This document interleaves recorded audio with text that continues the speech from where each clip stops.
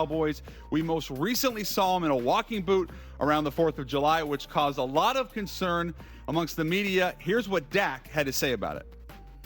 Honestly, I'm getting older. It's the same ankle, right, that I snapped and had a nasty surgery on 4 years ago. So, a couple of hard days of training, and you get a little sore, and then you're going on a fishing trip, and you want to protect it and make sure that things don't get worse. So, literally, it's absolutely nothing. That's why I said people are reaching, trying to make things that they aren't. I'm getting older, have to take care of my body, have to be smart, and if I can take precautions and lessening something by putting on a boot, I'm gonna do it. And so, sorry that it caused such a whirlwind. Yeah, well, I mean, listen, you're the coach of the Dallas Cowboys. If a picture like that we're showing our TV audience comes out, people are going to react to it. If you're a Yankee shortstop or a Laker guard or a, Notre Dame quarterback or you're Dak Prescott and you're in a walking boot before camp, shocker, it's going to be a story. He also does have the leverage. There's a no-trade clause. Yeah. He just saw that, and also a no-tag clause, and he just saw that Kirk Cousins at 35, coming off a torn Achilles, got $185 million. So he knows the worst-case scenario for him really is to play it out and get paid next year as a 31-year-old quarterback. I've said this. I'm not hypercritical of Dak. I would pay him. I'm just not going to pay him 58. I'm not paying. So what's a fair number for Dak? And he's going to get more than this, but I think when you look at Dak and Tua, you've had some injuries that have mounted. I think the number's in the 40s. Jared Goff never gets injured. He got 212 over 4. Yeah, and Jared throws a better ball than Dak, is healthier than both, doesn't move as well as Dak, but moves about like Tua.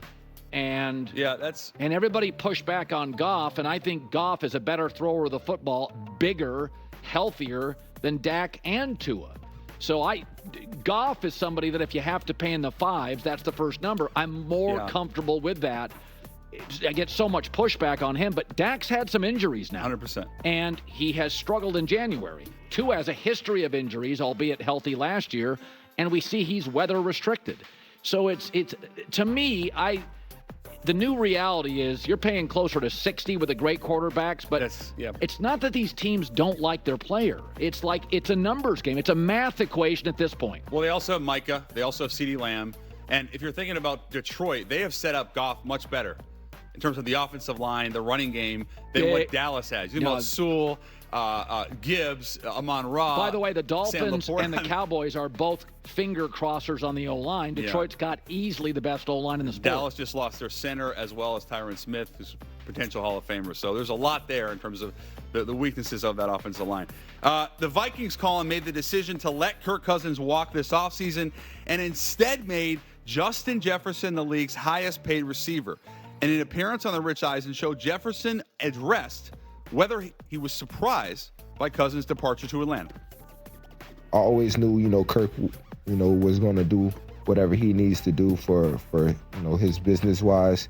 And I just knew that, everything just wasn't, the way he wanted it to be here. I'm not mad at him at all for that. I'm grateful for what he has brought to me and, the things that we have accomplished together.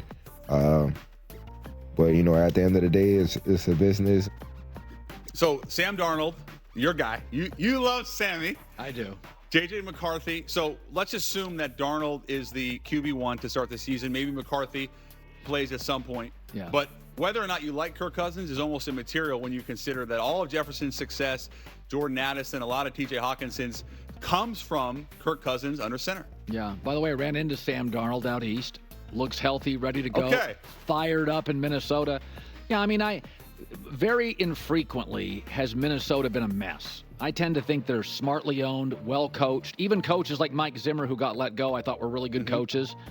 It shows you the value of quarterback in this league. Their over and under is like 6. Right. I could make an argument. Elite offensive talent. They have the best receiver in the game, the second best offensive tackle, a top 5 tight end, one of the ascending stars at running back, and the tall Sean McVay at coach. Yeah, Kevin O'Connell. I tell you, last year, everybody had the Rams as a rebuild at 5 or 6 wins, and they made the playoffs. If you told me there was a team in the NFL that you look up and they're like 8-4 through Minnesota. 12, It's an offensive league. True. I love their coach, their left tackle, their running back. Their O-line's better, their tight end, their star receiver. They even have Jordan Addison at 2. Really good young player, yep. Yeah, and there's not a great defense in their division. Chicago's could be. But Green Bay and Detroit don't have great defenses. Yeah. If there's a team in the league that Vegas missed on the Rams last year. If there's a team they're missing on, it's Denver in the AFC, I think, is more than capable of winning 9 games, and it's Minnesota in the NFC. See, the pushback would be Darnold hasn't really ever been that guy. Yeah. And the division is still really good. But Kyle Shanahan and this head coach, 2 of the 4 or 5 smartest coaches in the league offensively, both really like Sam Darnold. It's a pretty good indication. Everyone likes Sam Darnold until he has to play a full season and really show it. Yeah. I mean, that's your guy. If it's ever going to happen for Sam, it's going to be this year. No, there'd be no excuses. Yeah.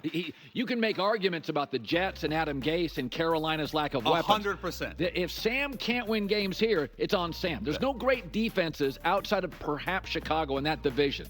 So he'll get 6 divisional games. 4 of the games are against, at best, average defenses. Okay, I like it. Let's go to Team USA basketball, Colin, where we had some breaking news ahead of tonight's matchup with Canada on FS1. Shams Charania reports that Kawhi Leonard is withdrawing from the Olympic roster. What a shock. And will be replaced. Multiple reports indicate that Celtics guard Derek White will replace him. Oh, I love that. On the roster. Oh, I love that. You like the Derek White ad? I would have taken Derek White over him. I think Derek White's on a short list of the most underrated players in the league. I think Derek White's fantastic. Both ends of the floor. Willing teammate, great defender, can get buckets. Yeah, I mean, the Kawhi Leonard thing, I just do not understand this fascination. Well, I mean, you could be the best herdline news guy ever. If you're here only 2 out of 5 days a week, at some point, I'm over. Like, I need you to be available, my quarterback or my star basketball player. That's part of the deal, being available. Yeah. He also said before, because this is an odd story, another odd story was when he said, losing Paul George to Philly, it doesn't really change my approach. I don't really understand what the Clippers are doing. I don't at all. Definitely don't understand what Kawhi Leonard's doing when he says yesterday, I'm looking forward to the Canada game. I'll be ready to go. Yeah, and he's now withdrawing. Jordan with the news. Well, that's the news. And thanks for stopping by. The Herd. Welcome back. It is great to have you in live in Los Angeles. It's The Herd. Wherever you may be and however you may be listening, thanks for making us part of your day. First of all, tip of the cap, thank you. Danny Parkins, Ashley Brewer filled in last couple of days. Totally appreciate that. Jordan Schultz filling in for J-Mac rest of the week. How are things? My man, doing great. Not as good as Rhode Island, though. Rhode Island was wonderful, but it is good to be back. And it got me thinking. I would have every day to myself in the mornings. I'd go take the new dog, go out. And it got me thinking about why I love sports. And talking to a lot of people in Rhode Island. One of the things, I was listening to sports radio in Boston for a couple days. One of the things I love about sports, the pressure, the adult conversations. It's not too mean to talk about somebody's age. There's a lot of pressure, and you got to win now. I was thinking outside of Andy Reid, Sean McVay, Jim Harbaugh, and Matt LaFleur, 4 coaches in the entire sport. If any other coach had a bad season, they're in big trouble. Kyle Shanahan has a losing record without Christian McCaffrey. That roster goes 7-10. You don't think there's heat on Kyle Shanahan? What about John Harbaugh? They wanted to run him out of town 3 years ago. You think they finished 3rd or 4th in that division? There's not heat? Even the rookie coaches. You get off to a bad start by Thanksgiving. We got the wrong guy. You can even make the criticism in sports personal. Pete Carroll, though he has the energy of a 17-year-old after a bag of Skittles.